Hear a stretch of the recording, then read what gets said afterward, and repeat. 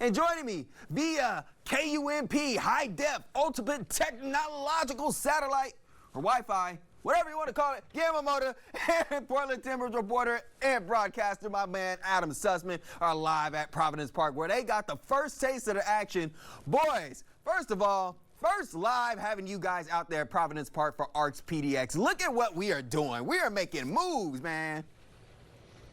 This is what it's all about, right, Tyree? Like, we're all here live, but hey, it was a crazy game. First half, it wasn't what anyone expected. It was kind of like a snooze fest, and then Colorado scored, so the crowd started talking to themselves, murmuring, and honestly, it wasn't looking good. Then the second half started, a little bit more pace for the Timbers, and they were able to do the comeback. It's also called it a Montada, if you didn't know. Yeah, I'm knowledgeable enough. There you go. So it was a good game overall, and we saw the Timbers pull away with the win, like you said, Tyree, 2-1. I would say it wasn't like a rescue of a win, but also it wasn't like what they expected, right? I would call it a rescue of a moment. It was very nearly Colorado 2-0. There was a moment where they hit the underside of the post, they beat Max Crepeau, and it just doesn't go in. The Timbers are able to clear it, and everybody will watch the highlight. They see Antony score his 6th goal against the Colorado Rapids, which is 46% of his total career output with the Portland Timbers. That is nuts. But give credit to Felipe Moore. Not his best game, of course. He missed a penalty, which was one of the headliners through that first 45 minutes. But his flick-on header to put it within the path of David DaCosta allows for the 3-on-2 break to form, and then David DaCosta plays a perfect pass to Antony to finish it and make it 1-1 just 15 seconds after they go bar down. We always call American football the game of inches, but today it was a game of inches in soccer. Yeah, and Felipe wasn't the happiest coming out, so, I mean, you could understand, right? He didn't have a great game. He missed that penalty, like you said. But also Kevin Kelsey, right? He came in the second half, scored that tap-in. It was probably already going in, but stat sheet will give it to him. A striker's instinct. I thought Juan Mosquera, if it wasn't for David Ashala's performance today, I think Juan Mosquera would be the man of the match. Phil Neville said post-game he hopes that both of the Portland Timbers fullbacks, Jim Murphy on the left and Juan Mosquera at the right, are representing Colombia this time next year at the World Cup on home soil. And I thought Juan Mosquera, Phil Neville said he challenged him in his office before the game, and he played like it. He's got 14 career assists in Major League Soccer. I think his assist for the game-winning goal to Kevin Kelsey was the best of the bunch. I don't think you can split those logs in half. Well, in a literal sense, you could, but I think Kevin Kelsey owes him a little bit of lumber. Yeah, they can be a little bit thinner. Tyree, do you have a questions for us? Oh, I do. Come on now. I was just listening to the good conversation from the boys at Providence. Adam, now, I have to ask you this. How nervous were you when they were down 1-0? It seemed like a nail-biter, especially into the second half. Me and Danny, our producer, we were just kind of watching from the TV, and I was like, I don't feel too good. But when you turn around and looking back, they brought it back. So, Adam, I'm curious, were you nervous during this? That's exactly the feeling. I'll answer first, and that way Adam can get his chance too. Oh yeah, IFB. My bad. That was actually the feeling. He can't hear you. But that was actually the feeling, right? Once Colorado scored, there was that feeling of like, no, this is happening again, and you could hear people in the stand saying like, shoot, it's happening again. So I guess people were nervous at first, but that second half changed everything. I was nervous. This was the first time in 2025 the Portland Timbers have gone to win when they concede first. And Portland, after Colorado scored, they didn't create much in that first half. The real changing moment, and I don't think Timber fans necessarily want to hear this, once Jordan Mihailovic tweaked his hamstring, he went down in front of the goal. He tweaked it about 5 minutes earlier, saw if he could keep going, and then the Rapids captain went down in front of Max Crepeau and Kamal Miller. They tried to help him up and said, no, I'm done. Called for a sub. The guy that came on for him, Wayne Frederick, was then joining him in the locker room 15 minutes later with a red card. If that red card doesn't happen, who knows where this game goes? Timbers got a little bit lucky that Colorado didn't score on that bar down, but once you're up 11-10, you don't really get that question answered of the Portland Timbers. Are they able to break down a low block? Because they only really saw it with 11 men for 10, 15 minutes. Yeah, and the rapid strategy didn't change after the red card as well, right? We saw Colorado come out the gates, kind of playing a little bit defensive. I wouldn't say parking the bus, but there was also no necessity to attack heavily, and that strategy remained after the red card. Do you think? Yeah, I was actually surprised on how they were I wouldn't say the better team by any means, but more offensive. When it was 1-1, 11 on 10, Colorado had a decent amount of chances. I want to single out a few Portland Timber defenders. We talked about Juan Mosquera at right back, and through a rather dull first 45, I thought Kamal Miller was really good. Everything on set pieces, which was one of the Timbers' biggest downfalls during the 2024 season. It seemed like every corner that came in, every set piece delivery that came in, Kamal Miller, a Canadian international, was able to head it aside, and that's something that he struggled with last year. Yep, and now the Timbers get a little bit of a break, Tyree.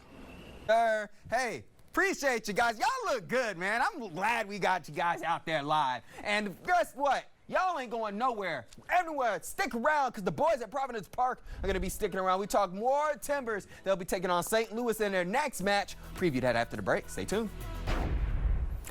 Welcome back, my friends. Arts PDX Sports joined live right now from the Providence Park. The fellas, Guillermo, Motta, and Timbers broadcaster and team reporter Adam Susman, following the Timbers' win over the Colorado Rapids. The first thing I didn't even get to ask you before G started talking was, how was that crowd? What was that fans like? It looked electric watching from a TV screen, and I'm really upset I wasn't there to experience it. He's talking about the crowd. I don't want to exaggerate when I say this, but I've been coming to Providence Park for a while now. I don't want to exaggerate, but this was one of the loudest I've heard it in a while. For it not being a sellout, it certainly was. Yeah. Phil Neville talked about in the post-game press conference how he and his team were not having fun through that first 45, and the crowd, frankly, wasn't either. Once you miss a penalty, that's a for sure way to kind of sink the buzz and the energy out of a crowd. But in that second half, I think the red card really popped them to life, and Phil Neville said he was having fun because the crowd was alive, and the crowd then energized the players. I felt in that first half, Portland wasn't risky. They weren't trying anything. When let's say it was Antony getting the ball on the left, or Juan Mosquera, Santi Moreno getting the ball on the right, they were being too safe, right? They weren't trying anything desperate. They weren't trying to get into the box, and that's been an issue over the last 2-3 weeks, as they've been doubled up in shots against Seattle here a week and a half ago, against San Jose in the Open Cup midweek a week ago, and at the weekend against Orlando. So to see the Timbers massively outshoot Orlando because of the way that second half went was a big positive. And another big plus of this game was David Ayala. I know Phil Neville has been rattling about him for a while now. He's been talking about David Ayala, but he played so well today. He was a defensive stopper, and whether we like it or not, he pulled that red card. You know what was so great about David Ayala? He almost played 3 different roles in this game alone, because he played next to 3 different midfielders. He started the game with João Ortiz, then Omir Fernandez, traditionally a winger, more of an attacking midfielder, came in next to him to play in that double pivot, and to close out the game, it was his usual partner from years past in Diego Chara. So he needs to tweak his game just a little bit when those 3 come in. And I'll tell you what's most impressive, which fans won't really realize. David Ayala rarely played a full 90 minutes last year. He played the full 90 minutes on Saturday, 2,500 miles away in Orlando. He played the full 90 tonight against the Colorado Rapids. And for a guy that is young and coming back from an ACL injury a year and a half ago, that's the brightest sign you can have. Yep, a lot of bright signs in this game, Tyree. Are going to be taking on St. Louis in their next home game, about June 8th, 2-5-8. So, G, you pass this question along to Adam. What's the initial thoughts on St. Louis, especially coming into an environment where, if you seen how exactly electric it was, and you saw how big, and it was the biggest one in a while for you saying that, it's going to be kind of tough for them to come into Providence Park and get a W. So ask Adam what do you think of St. Louis coming into town. Yeah, we need to get you an earpiece, because he's like asking you a question. I'm just nodding my head. I know Tyree's saying something smart. No. He was asking you about St. Louis and how you preview that match. And that's one of those teams that has given problems to the Timbers before. Well, I think for a neutral, the St. Louis game on this very turf that we're sitting on was the single most entertaining game I've covered at Providence Park. It was a 4-4 game, and I don't want to say an ex-girlfriend's name, but Evander scoring a free kick at the death to earn a point from that game. But St. Louis is a massively different different team this year. I thought they were going to be better. I thought they were going to be one of the teams like Portland that didn't make the playoffs and would have been in the top 7 seeds to earn an automatic first-round appearance. They fired their coach this morning. Yep. St. Louis, I'm not sure how many coaches have been fired in Major League Soccer now, but if it wasn't for the LA Galaxy being an absolute travesty, they would be in the wooden spoon race. For those that don't know, wooden spoon means the team with the least amount of points in Major League Soccer. They just have not been able to figure it out on attack at all. And they're going to try to muck this game up. Portland is certainly going to walk into the game 10 days from now with fresh legs, being a heavy favorite, and we'll have that question answered again. Are they able to break down a low block like what they saw from Colorado for large parts of this game? And hopefully we get to see James back under the goalie, right? I think we will. Phil Neville hinted towards it. He's about 90% fit, but they want him at 100%. And I just don't think we hope we see James Pantemis. We kind of need to, because Max Crepeau, who's been the #1 goalie almost for a month now, is going away on an international tournament with Canada called the Canadian Shield. He'll actually play his club teammate Finn Surman in New Zealand and a few other nations. And then he goes to the Gold Cup. So if Canada goes far in that international tournament, Crepeau will be away from Portland for nearly a month and a half, and that is prime James Pantemis time.